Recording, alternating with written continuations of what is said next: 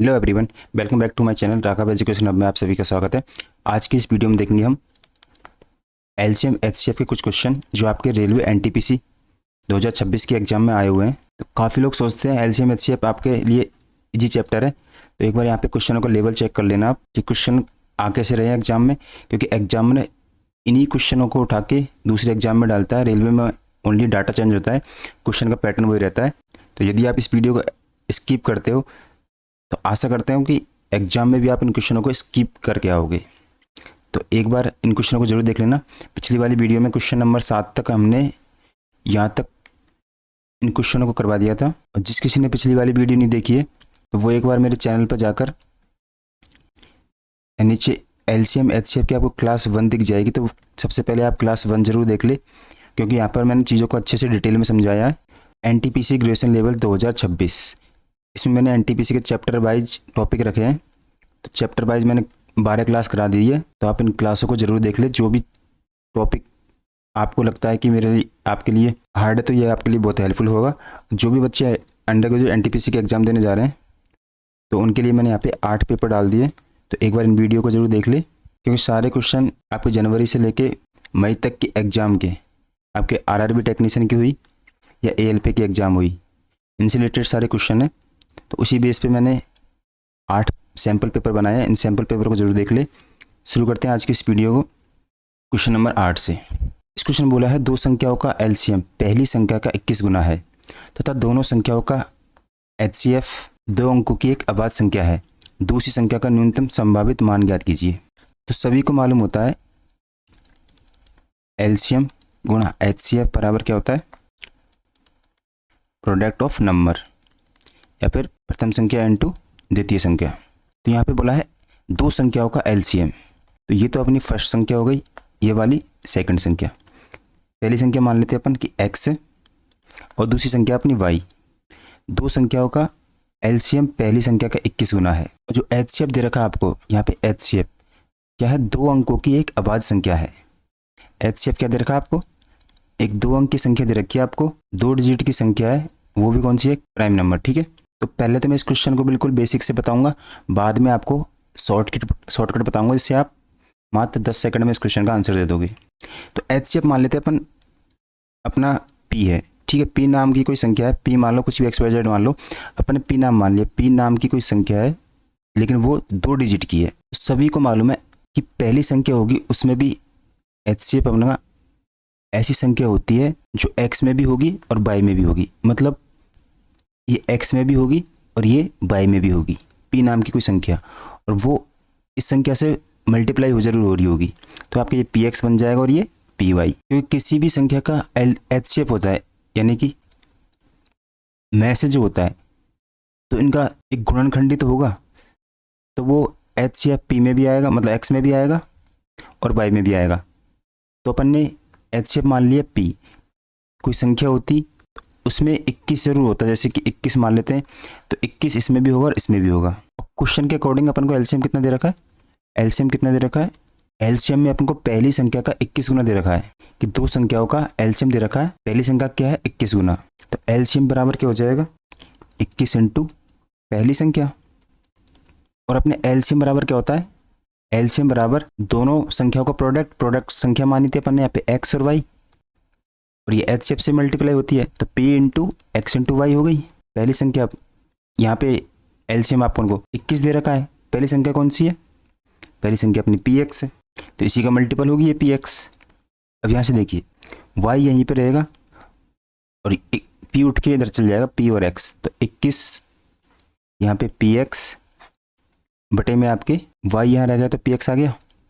अब px से px cut जाएगा, y का मान क्या निकला 21, यानी कि y कोई संख्या होगी दूसरी, तो वो इतना कंफर्म है कि वो 21 का मल्टीपल जरूर होगी। यदि यहाँ तक किसी की कोई बात समझ में नहीं आई तो एक बार फिर से बता देता हूँ कि अपना प्रोडक्ट होता है एलसीएम इंटू एचसीएफ बराबर क्या करते हैं अपन, पहली संख्या गुणा दूसरी संख्या।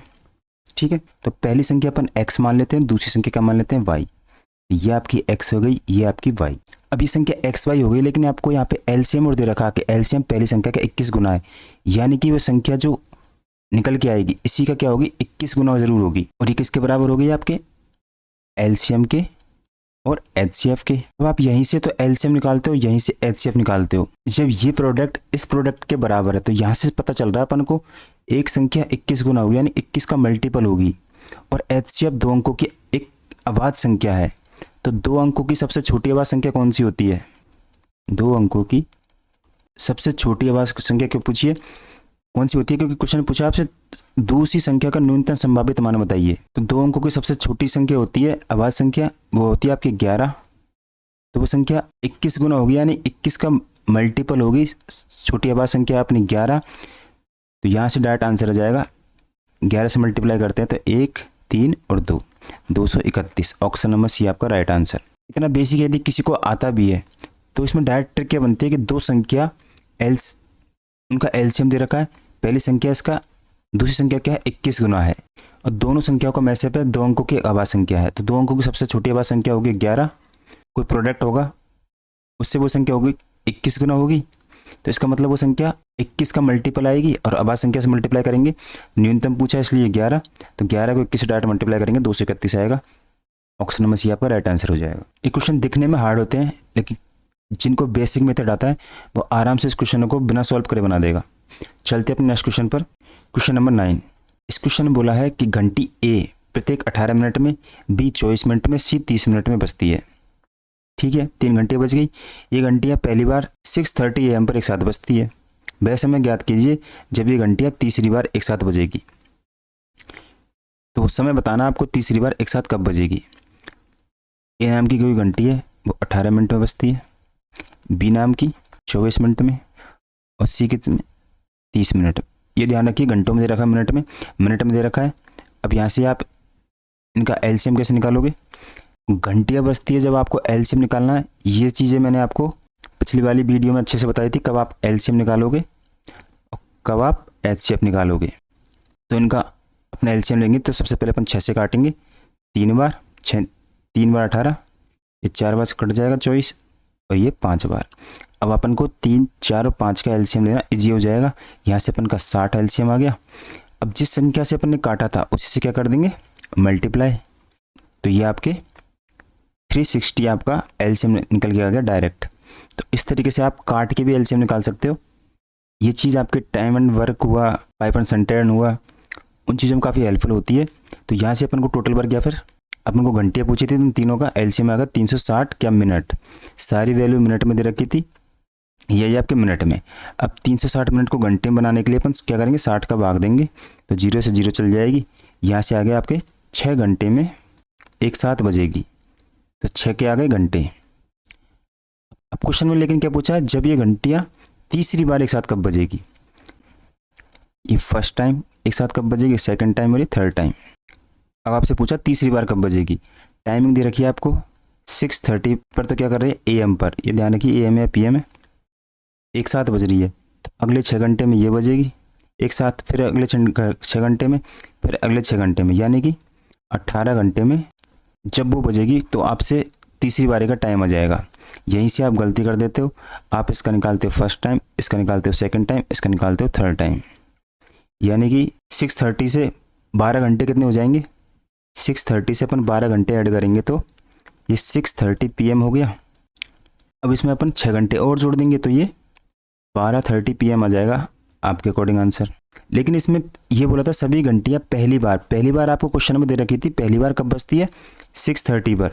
तो फर्स्ट टाइम तो आपको क्वेश्चन में दे ही दिया कि पहली बार 6:30 पर बजती है। तो फर्स्ट टाइम तो ये हो गया, तो आपको सेकंड टाइम को बताना था ओनली, अगर यहाँ से लेते हो तो, या फिर फर्स्ट टाइम को तो अपन को यहाँ से काउंट करना, पहली बार बताए रखा अपन को।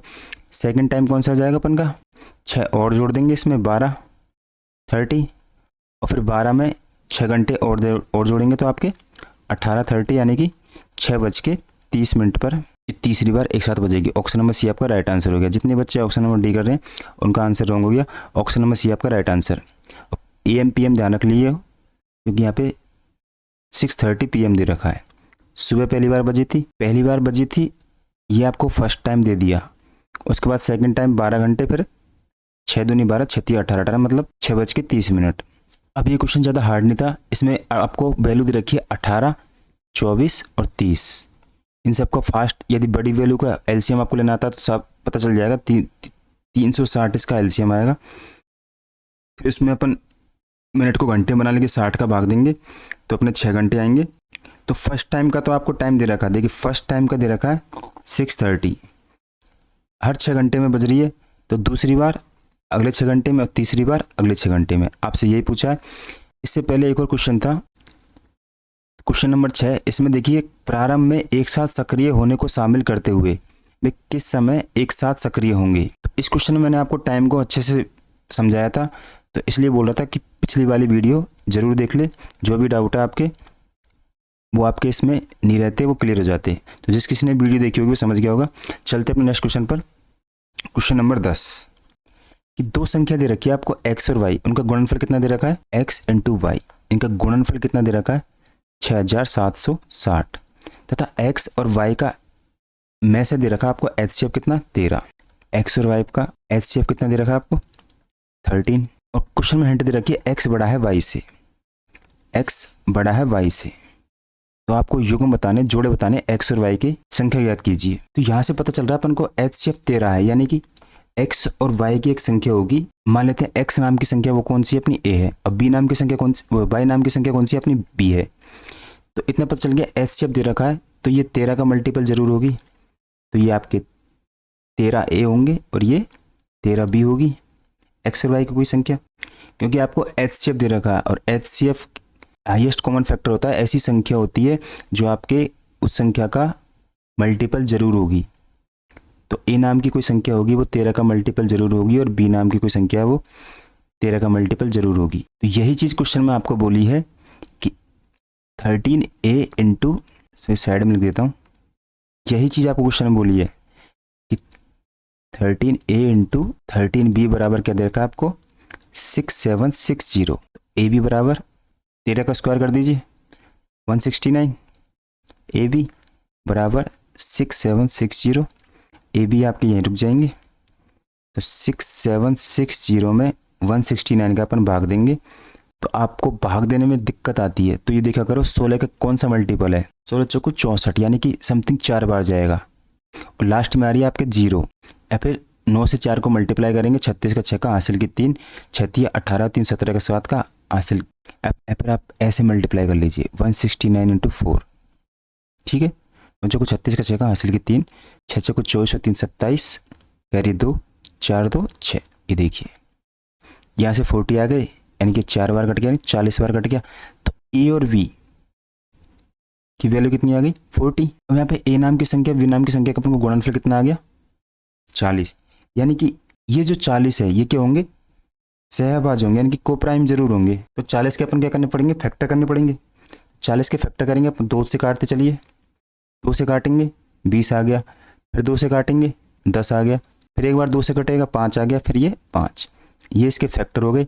इन फैक्टरों को अपन बोल सकते हैं 2 पे घाट 3 इंटू 5 या फिर 8 इंटू 5। तो यहाँ से अपन को पता चल गया सहभाज संख्या 8 और 5। ये देखिए आपस में सहभाज है, सहभाज मतलब जिनका HCF 1 आए, दोनों में किसी से नहीं कटे। तो यहाँ पर 8 भी किसी से नहीं कटेगा, 5 भी आपस में किसी से नहीं कटेगा। 8 और 5 इनके फैक्टर हो गए। और एक फैक्टर क्या हो जाएगा, एक फैक्टर 1 और 40 भी तो सकता है। 8 और 5 इसके फैक्टर होकर एक फैक्टर हो जाएगा आपके 1 और 40। ये 2 फैक्टर के अलावा और कोई फैक्टर नहीं है जिनका HCF क्या आएगा 1 आएगा। तो यहाँ से अपन को युग्म कितने मिल गए 2। तो ऑप्शन नंबर बी आपका राइट आंसर हो जाएगा। आगे इस क्वेश्चन में ये पूछ लेता कि उन संख्याओं को बताइए। तो संख्या बताने के लिए अपन क्या करते, संख्या में देखिए यहाँ पे आपको x की वैल्यू बड़ी दे रखी है, तो x का मान अपन क्या रखते हैं 40।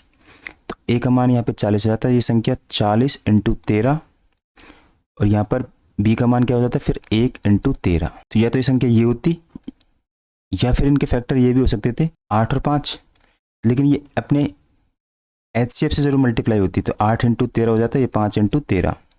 अगर आपसे क्वेश्चन में संख्या पूछता तो एक संख्या तो आपकी 13 हो जाती, और यहाँ से 13 से 4 से मल्टीप्लाई करेंगे तो 52, ये 520 हो जाएगी। 13 इंटू 8 करेंगे तो 104 हो जाएगी, ये आपकी 65। तो ये आपकी संख्या होगी। लेकिन संख्या में युग्म पूछा ओनली, तो 2 जोड़े ऐसे बनेंगे जो x और y के गुणनफल होंगे। कौन से 1 और 40 और 8 और 5। अब किसी के माइंड में यह आ रहा होगा कि 40 के एक गुणनखंड हो सकते हैं कि 2 और 20 भी तो हो सकते हैं, लेकिन यहाँ देखिए संख्या 2 से दोनों से डिवाइड हो रही है, 2 से ये भी कट रहा है और 20 भी कट रहा है, तो ये आपकी कोप्राइम नहीं है। ऐसे ही आपके एक और पेयर बनता है 4 और 10 का, ये भी देखिए आप 2 से कट रहे हैं, इसे वजह नहीं, तो HCF 1 आना चाहिए। ऐसे युग्म 2 ही मिलेंगे आपको, 1 और 40 और 8 और 5। तो ऑप्शन नंबर बी आपका राइट आंसर हो गया। चलते अपने नेक्स्ट क्वेश्चन पर, क्वेश्चन नंबर 11। तो क्वेश्चन को अच्छे से पढ़िए कि 2 संख्याओं का मैस है। ये क्वेश्चन दिखने में बड़े हैं, लेकिन आपको बस बेसिक आना चाहिए HCF LCF का, तो आप नॉर्मल बना दोगे। यहाँ पे 2 संख्याओं का मैसेप है, 2 संख्याओं का HCF दे रखा है, पहली संख्या का 5वां और दूसरी संख्या का 1/3 है। HCF क्या है? पहली संख्या का 5वां, दूसरी संख्या का 1/3 है। तो यहीं तक रुक जाते हैं पहले अपन। यहाँ पे अपन से बोला क्या है कि HCF बराबर क्या है? आपके HCF बराबर है कि पहली संख्या का फर्स्ट नंबर का क्या है? पहली संख्या का 5वां। देखिए क्वेश्चन में क्या बोल रहा है? पहली संख्या का 5वां, यानी HCF मान लेते हैं अपन P है, तो पहली संख्या का 5वां, तो P बराबर होता है फर्स्ट नंबर बटे 5। तो 5 को जब P से मल्टीप्लाई करेंगे तो आपके 5P बराबर फर्स्ट नंबर यानी कि पहली संख्या 5P आ गई। ऐसी दूसरी संख्या का पूछता तो HCF बराबर दूसरी संख्या बटे दूसरी संख्या का 1/3 है, ये आपका 1/3 हो गया। तो HCF अपन P मान लेते हैं, P बराबर क्या हो जाता? दूसरी संख्या बटे 3 इधर जाके मल्टीप्लाई होता तो आपके 3P बराबर दूसरी संख्या आ जाती। तो पहली संख्या आपकी 5P, दूसरी संख्या आपकी 3P। तो यहाँ से एक चीज़ मालूम चल गई अपन को कि अपन की पहली संख्या होगी, तो पहली संख्या कौन सी होगी अपनी? पहली संख्या 5P होगी। जो क्वेश्चन में बोले पहली संख्या का 1/5 यानी कि 5वीं वो संख्या हो गई, दूसरी संख्या का 1/3 यानी कि तीसरी वो संख्या हो गई। तो दूसरी संख्या कौन सी होगी? दूसरी आपकी 3P। ये राइट में बस आपको समझाने के लिए बताया था कि कैसे होगी। आगे से जब भी क्वेश्चन में बोले तो आपको डायरेक्ट वैल्यू रखनी है। तो अपन को 2 संख्या मिल गई यहाँ पे 5P और 3P।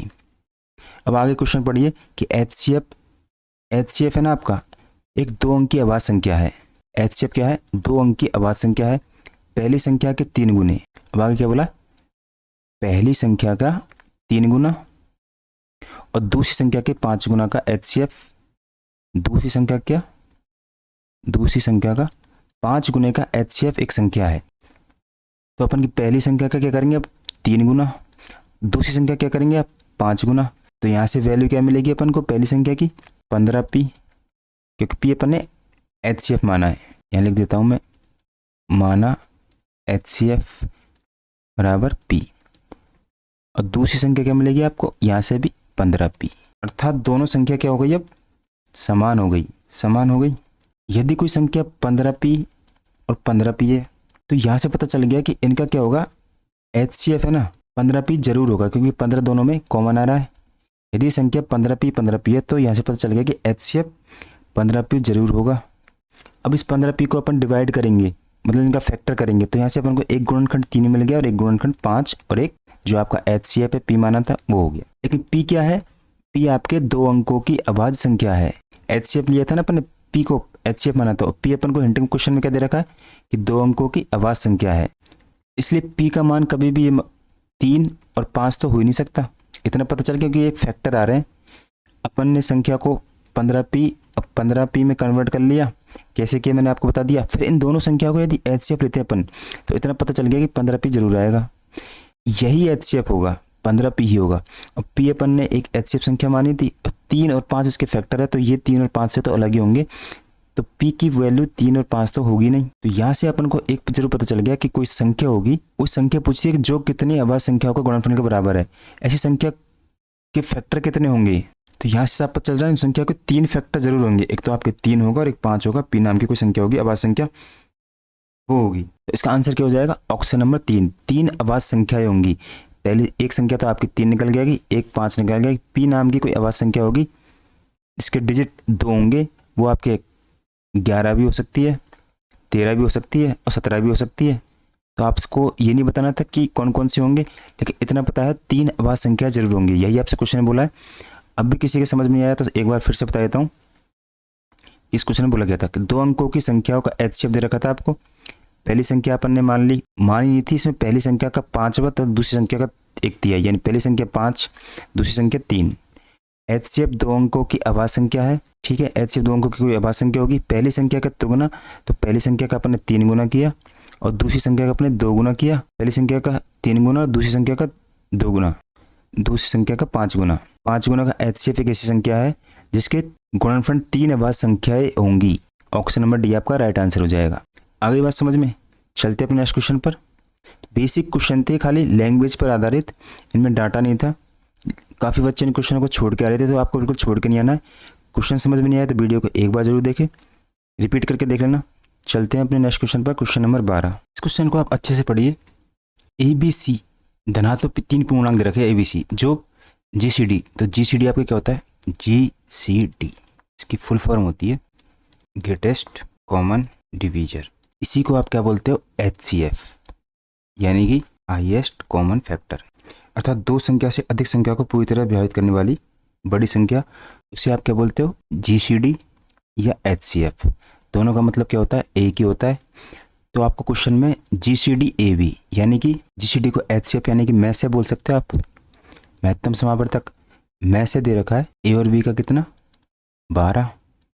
आगे क्वेश्चन दे रखा है BC का कितना? GCD का मतलब ही मैं से होता है B और C, इसका मतलब 18। और एक और दे रखा है आपको मैं से किसका? CA का, CA बराबर 6।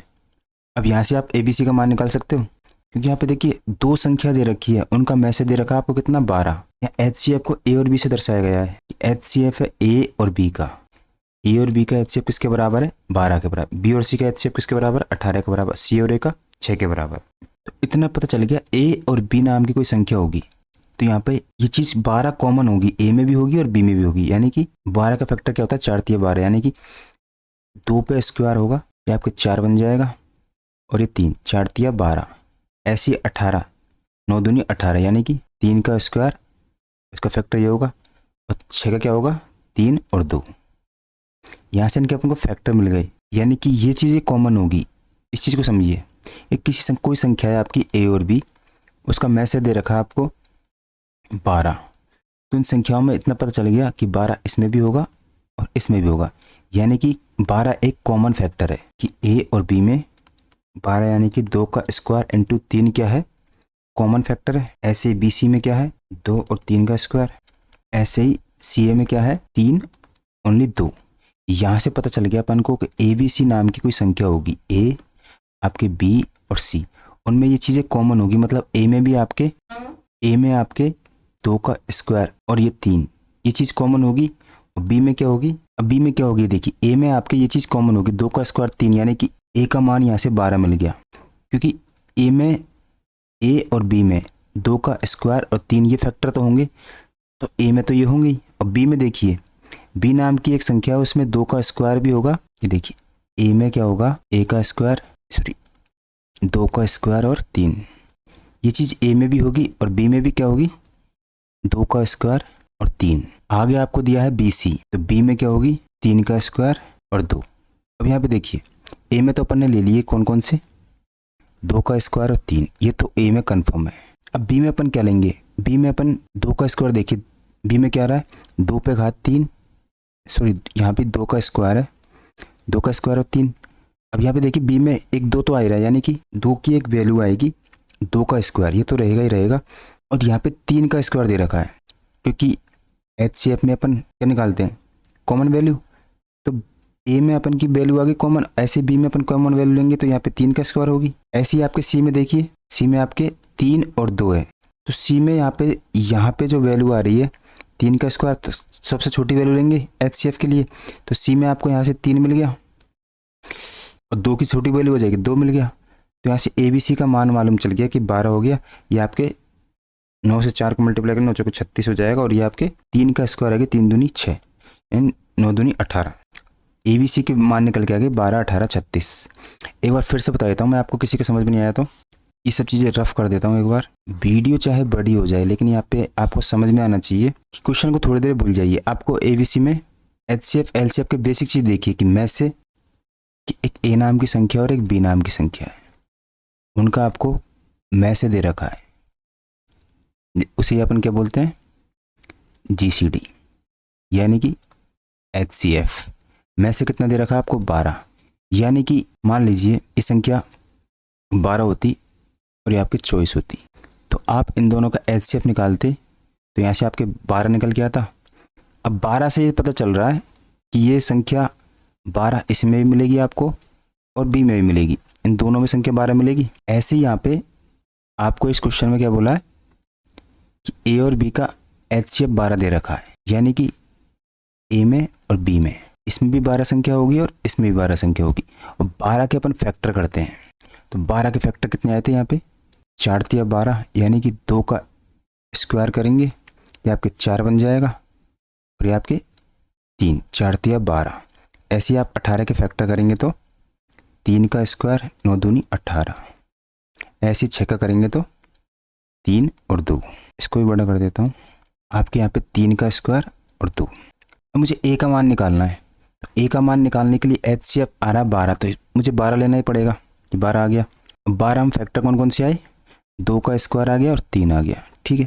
अब मुझे बी का मान लेना है कि बी का मान मैं कैसे लूँ, तो बी का मान में एक में तो पता चल रहा है अपन को, एक फैक्टर तो अपना 12 जिसमें 2 का स्क्वायर और 3 है, और एक मान यहाँ से पता चल रहा है कि एक बी का मान है जिसकी वैल्यू 3 का स्क्वायर और 2 होगी। तो यहाँ से अपन क्या लेंगे कि एक बी के मान में तो अपन को ये 2 वैल्यू दे रखी है और दूसरे बी के मान में ये दोनों वैल्यू दे रखी है, तो सबसे छोटी कॉमन वैल्यू उठाते हैं अपन। तो यहाँ से देखिए सबसे छोटी कॉमन वैल्यू क्या है इन दोनों में, 2 का स्क्वायर दे रखी है और 2 दे रखी है, तो यहाँ पे अपन 2 लेंगे और यहाँ से दोनों की वैल्यू देखिए, तो सबसे छोटी वैल्यू लेते हैं अपन एचसीएफ में। अब एलसीएम में लेंगे तो अपन सबसे बड़ी वैल्यू लेंगे, तो यहाँ पे 2 की पावर 2 आएगी। अब 3 में देखिए यहाँ पे सिंगल 3 है और यहाँ पे 3 पे स्क्वायर, तो एक 3 पे घात 2 आएगी।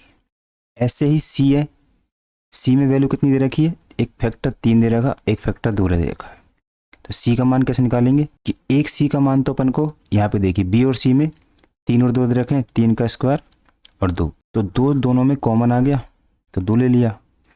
अब इन दोनों में से बड़ी वैल्यू उठाएंगे तो यहाँ पे 3 का स्क्वायर उठा लेंगे, तो इस तरीके से ए बी सी के मान निकल के आ जाएंगे। यहाँ से देखिए 12, ए का मान 12 निकल के आ गया, बी का मान 36 निकल के आ गया, सी का मान 18 निकल के आ गया। इस तरह ये ए बी सी की वैल्यू निकल के आई, क्योंकि ए और बी में ये दोनों चीज़ कॉमन है, ऐसे ही बी में ये दोनों चीज़ कॉमन है, ऐसी 2 बार बी 2 बार सी, सब में दोनों चीज़ें कॉमन है। तो किसी के समझ में नहीं आया ए बी सी की वैल्यू कैसे निकाली है, तो मैंने आपको 2 बार बता दी, आप वीडियो को दोबारा से ज़रूर देख लें।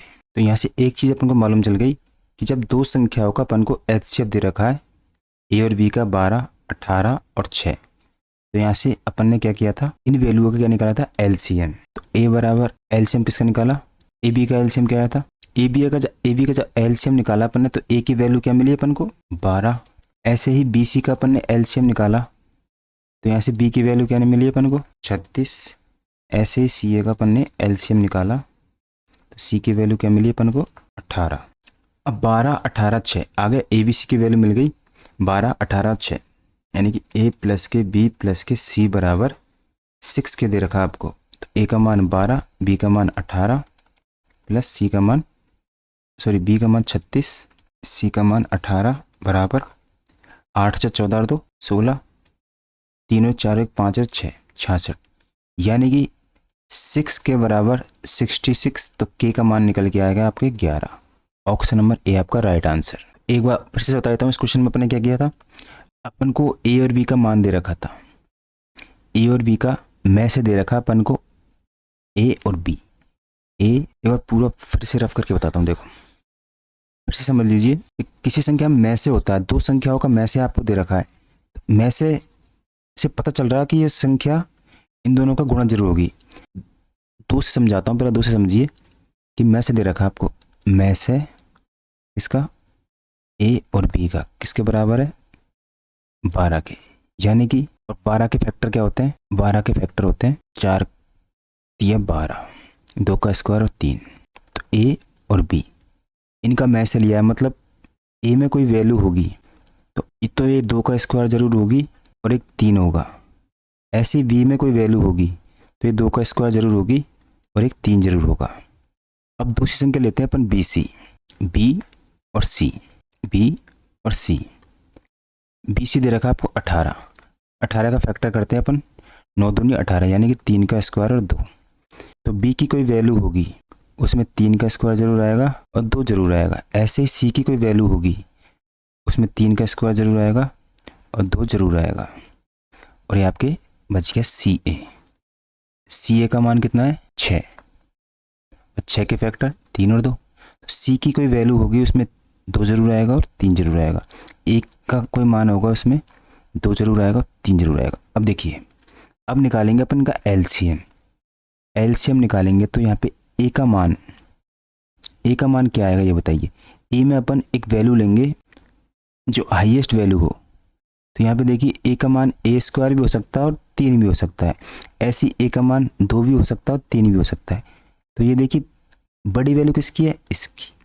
तो ए के मान में अपन 2 का स्क्वायर लेंगे और 3 पे कोई पावर नहीं है तो 3 आ ही जाएगा। ऐसे अपन बी में क्या करेंगे, बी में अपन इनका एलसीएम लेंगे तो बी की एक वैल्यू होगी, कलर चेंज करके बताता हूँ, कि बी का एक कोई मान होगा जिसमें 2 फैक्टर होंगे ये दोनों, और यहाँ भी देखिए 2 फैक्टर होंगे ये दोनों। तो यहाँ पे देखिए 2 की पावर बड़ी किसमें, यहाँ पे सिंगल 2 है, यहाँ पे 2 पे स्क्वायर। तो बी का कोई मान होगा इसमें 2 का स्क्वायर जरूर आएगा। 3 में देखेंगे तो 3 की पावर स्क्वायर, 3 का स्क्वायर ये रहा क्योंकि ये 3 छोटा है। अपन ले रहे एलसीएम, एलसीएम में बड़ी वैल्यू लेते हैं तो ये 3 का स्क्वायर होगा। ऐसे ही अपन सी का निकालेंगे तो सी का मान देखिए, सी का मान यहाँ पे 2 फैक्टर होंगे 2 और 3, और यहाँ भी 2 फैक्टर दे रखे आपको 2 और 3, 2 और 3। एलसीएम निकालने के लिए बड़ी वैल्यू तो 2 की वैल्यू तो 2 ही आएगी और 3 की वैल्यू 3 का स्क्वायर। अब देखिए आप ए बी सी का मान कैसे निकल के आया। तो यहाँ से ए का मान क्या नहीं मिला अपन को, ए का स्क्वायर है 4 तिया 12। बी का मान क्या मिला, 9 से 4 को मल्टीप्लाई करेंगे तो 36। सी का मान क्या मिला, 9 को 2 से मल्टीप्लाई करेंगे तो 18।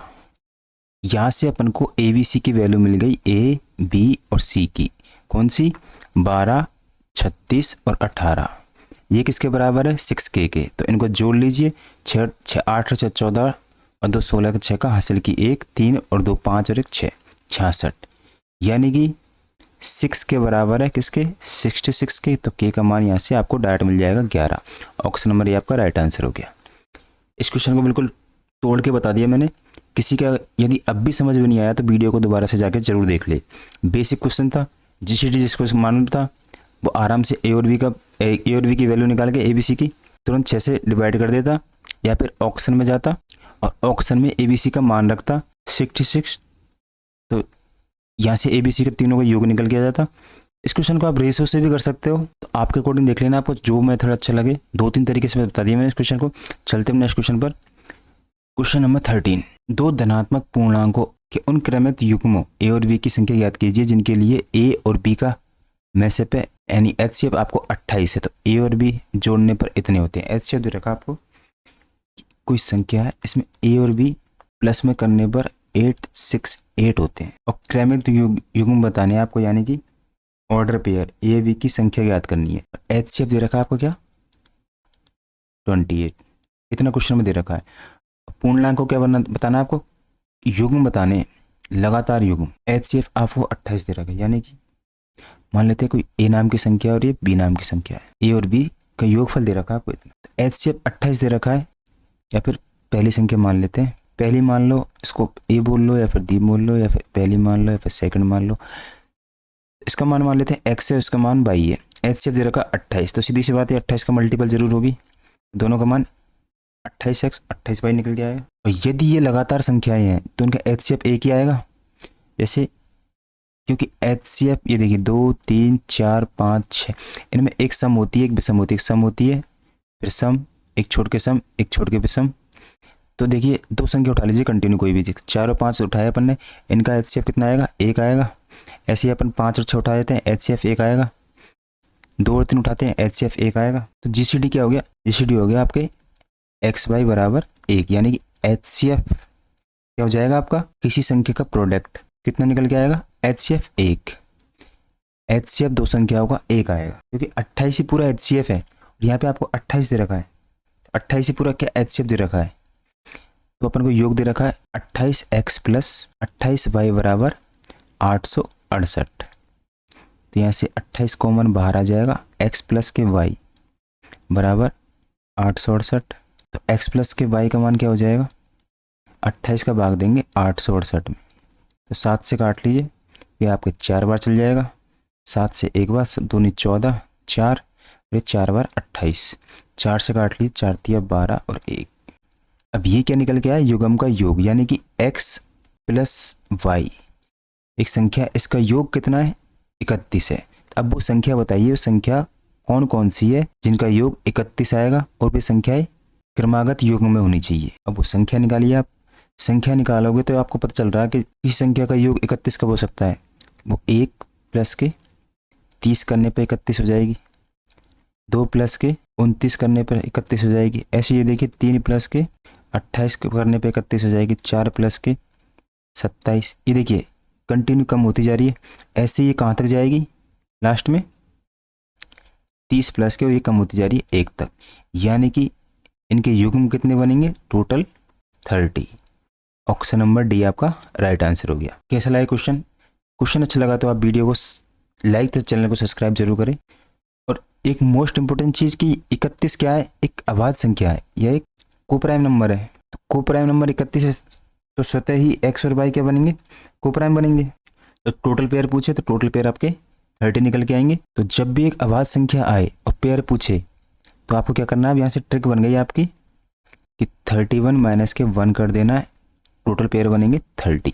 क्वेश्चन नंबर 14, इस क्वेश्चन में देखिए 3 देना था, पूर्णांक पी क्यू आर इस प्रकार है कि पी और क्यू का HCF 15 दे रखा है, क्यू और आर का HCF दे रखा है आपको 10। सेम क्वेश्चन था क्वेश्चन नंबर 12 की तरह। क्वेश्चन नंबर 12 में जिस किसी के भी डाउट था तो यहाँ पे GCD वैल्यू दी थी, GCD का मान आपको बता दिया, इसका मतलब HCF होता है। इस क्वेश्चन में लास्ट में वहाँ पे के का पूर्णांक पूछा था, यहाँ पे आपको योगफल बताना है। इस क्वेश्चन को फिर से करेंगे अपन, HCF या GCD ये आपके में से तीनों का मतलब एक होता है हाईएस्ट कॉमन फैक्टर। तो आपको HCF ऑलरेडी दे रखा है, यानी कि पी और क्यू का HCF कितना दे रखा है, पी और क्यू का HCF दे रखा है आपको 15। 15 के फैक्टर क्या होते हैं, 3 और 5, यानी कि अब ये चीज़ बनी यहाँ से कि P और Q में 3 और 5 एक क्या है, कॉमन फैक्टर है। मतलब वो ये फैक्टर P नाम की कोई संख्या होगी और Q नाम की कोई संख्या होगी, उन दोनों में क्या है, ये दोनों 3 और 5 कॉमन फैक्टर है। PQ हो गया। अब QR में HCF कितना दे रखा है आपको 10 मतलब 5 और 2 होंगे, और फिर बाद में आपको R और P दे रखा है, इसका HCF 5 यानी कि 1 और 5 होंगे। एक बार फिर से समझ लीजिए इस चीज़ को कि P में फैक्टर होंगे 3 और 5, फिर Q में फैक्टर होंगे, पहले देख लीजिए P कहाँ पे है आपका, P यहाँ पे भी है और P यहाँ पे भी है। P के फैक्टर 3 और 5 होंगे और P के फैक्टर होंगे 1 और 5, ठीक है। अब Q के फैक्टर देखिए आप, Q के फैक्टर यहाँ पे Q है आपका, तो 3 और 5 दे रखे हैं आपके, तो Q के फैक्टर एक 3 होगा और एक 5 होगा, और यहाँ भी Q दे रखा है आपका, तो यहाँ पे 5 और 2, तो एक Q का फैक्टर होगा जिसमें 5 भी होगा 2 भी होगा। अब बच गया आपके R के भी फैक्टर कौन कौन से दे रखे हैं, R के एक तो 1 और 5 होगा, और यहाँ पे R के देखिए 5 और 2 होगा। अब अपन को इनका क्या लेना है, LCM लेंगे तो अपन के P का मान क्या निकल के आएगा, बड़ी से बड़ी वैल्यू उठाइए, 5 और 3 यानी कि 15, P की वैल्यू 15 आ गई। Q का क्या होगा, Q का देखिए यहाँ पे बड़ा से बड़ा उठाइए, 3 5 भी होगा और 2 भी होगा, यानी कि 5 × 15 15 दूनी 30। Q का मान क्या निकल के आया 30। और R का मान देखिए 5 और 2 यानी कि 10, R की वैल्यू क्या निकल के आई आपकी 10। ये सारी चीज़ें बता दी मैंने आपको। क्यों हो रहा है, क्योंकि P और Q में दोनों कॉमन फैक्टर होंगे, 3 होगा और 5 भी होगा। फिर इनका क्या निकाला अपने HCF। इसके बाद अपन क्या बना, P बराबर LCM 15 और 5। अभी देखिए P में और Q में 15 5 कहाँ से आए, क्योंकि 3 दोनों में कॉमन मिल रहा है। या फिर आप इतना ही समझ लीजिए इनका LCM निकालिए। LCM निकालने के बाद PQR का अपन को मान मिल गया। PQR का मान मिलने के बाद इनका क्या पूछा, योगफल यथासंभव न्यूनतम मान पूछा। न्यूनतम मान के लिए क्या करेंगे आप, न्यूनतम मान के लिए आप आपस में 15 × 30 × 10 आपस में इन सबको गुणा कर देंगे, तो 15 × 45, 45 के पीछे 2 0, यही आपका आंसर हो जाएगा। ऑप्शन नंबर ए आपका राइट आंसर। आगे बात समझ में। यदि किसी का नहीं आई हो तो क्वेश्चन नंबर 12 को आप फिर से देख लेना। यहाँ भी ए और बी के फैक्टर निकाले अपन ने। ए का एक मान ए का स्क्वायर होगा और एक 3 होगा, तो ए का स्क्वायर लिया 3 लिया, तो यहाँ से अपन को एक ए का स्क्वायर लिया और ए का मान यहाँ पे देखिए 2 और 3 है, तो एलसीएम के लिए हाईएस्ट वैल्यू लेते हैं अपन। तो हाईएस्ट वैल्यू ली, ऐसे ही यहाँ पे पी और क्यू का मान निकाला अपन ने। तो पी क्यू आर का सबका मान निकालने के लिए न्यूनतम वैल्यू पूछी है तो किसी संख्या तीनों संख्या को न्यूनतम योग ज्ञात करने के लिए आपस में उनको मल्टीप्लाई कर देते हैं। यहाँ पे मल्टीप्लाई किया तो PQR का मान कितना निकल के आया 45। ऑप्शन नंबर ए आपका राइट आंसर हो गया। चलते हैं अपने नेक्स्ट क्वेश्चन पर। क्वेश्चन नंबर 15, कोई प्राकृत संख्या n। एक काम कीजिए, आप इसको होमवर्क समझ लीजिए। यदि किसी के सारी चीज़ समझ में आई है तो इस क्वेश्चन का आंसर मुझे कमेंट बॉक्स में जरूर देना कि इसका आंसर क्या होगा। अगर HCF LCF आपके अच्छे समझ में आ गया तो इसका कमेंट बॉक्स में ज़रूर आंसर दे, ताकि मुझे पता रहे कि मैं आपको वीडियो बना के पढ़ा रहा हूँ तो मेरी मेहनत बेकार जा रही है या फिर आपके कुछ समझ में भी आ रहा है। तो मिलते हैं नेक्स्ट वीडियो में। सोल्यूशन अच्छा लगा हो तो वीडियो को लाइक जरूर कीजिए, चैनल को सब्सक्राइब करें, अपने फ्रेंड्स को जरूर शेयर करें। तब तक के लिए धन्यवाद।